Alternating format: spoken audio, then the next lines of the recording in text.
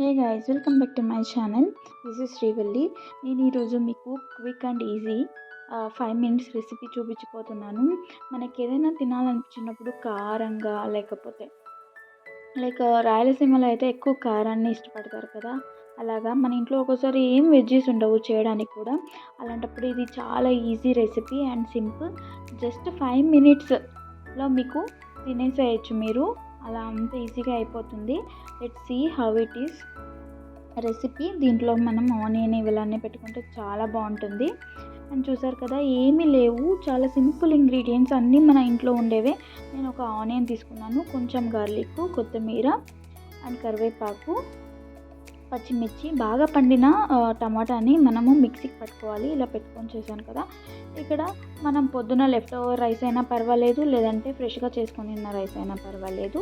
దాంట్లోకి కొంచెం పోపు దినుసులు తీసుకున్నాను. అది పోపు దినుసులు అంటే ఏం లేదు, జీలకర్ర, ఆవాలు, మన శనగపప్పు అండ్ మినప్పప్పు తీసుకున్నాను, అంతే. నేను ఇక్కడ 2 టేబుల్ స్పూన్ ఆయిల్ వేసుకున్నాను.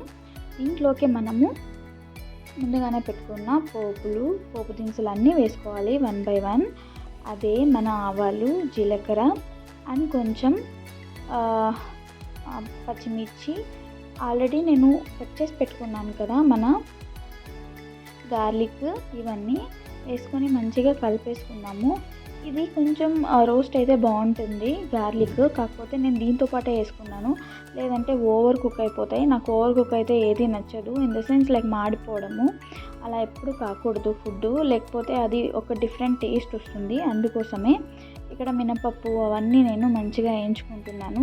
దీనివల్ల మనకి మంచి ఫ్లేవర్ వస్తుంది.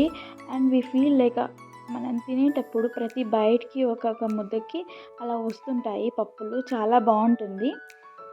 ఇక్కడ నేను ఒక ఫుల్ ఆనియన్ వేసుకున్నాను.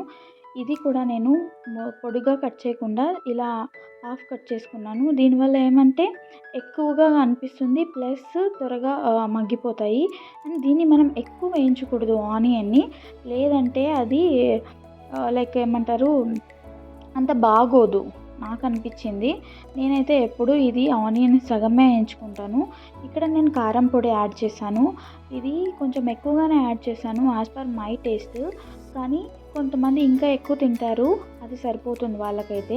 నాకైతే ఇది కొంచెం ఎక్కువగానే అనిపించింది. Still I want to eat spicy కదా, అందుకోసమే నేను కొంచెం ఎక్కువగా యాడ్ చేశాను. ఇక్కడ చూసారు కదా, ఒక్కసారి మనం కలుపుకోవాలి, లేదంటే కారం మాడిపోతుంది. అండ్ ఇక్కడ మనము టమాటా ప్యూరీ యాడ్ చేసేసుకున్నాము, మనం ముందుగా పెట్టుకున్నాం కదా మిక్సీకి పట్టి. అది జస్ట్ 5 మినిట్స్ ఇలా వదిలేస్తే అది కుక్ అయిపోతుంది. అప్పుడు ఆయిల్ అంతా పైకి వచ్చేస్తుంది. ఇది అయిపోయినట్టే మన రెసిపీ ఆల్మోస్ట్. ఎందుకంటే ఇది ఈజీ అండ్ 5 మినిట్స్ రెసిపీ కదా, అందరికీ నచ్చేస్తుంది. మా ఇంట్లో ఎప్పుడైతే వెజ్జీస్ ఉండవో అప్పుడు నేను ఇలా కమ్మగా చేసుకొని తింటుంటాను, చాలా బాగుంటుంది. ఇంకా కొంచెం తినాలనిపిస్తుంది కూడా.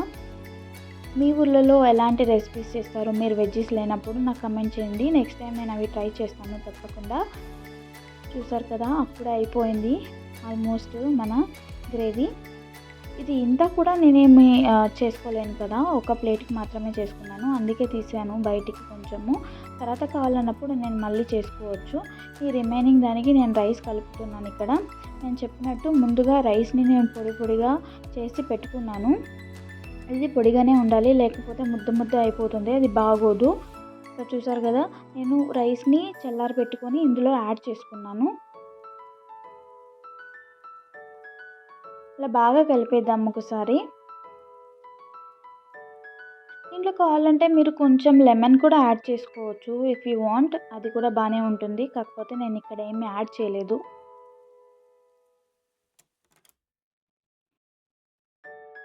అండ్ మీకు ఇష్టమైన రెసిపీస్ ఏంటో కమెంట్ చేయండి, I will try to do that.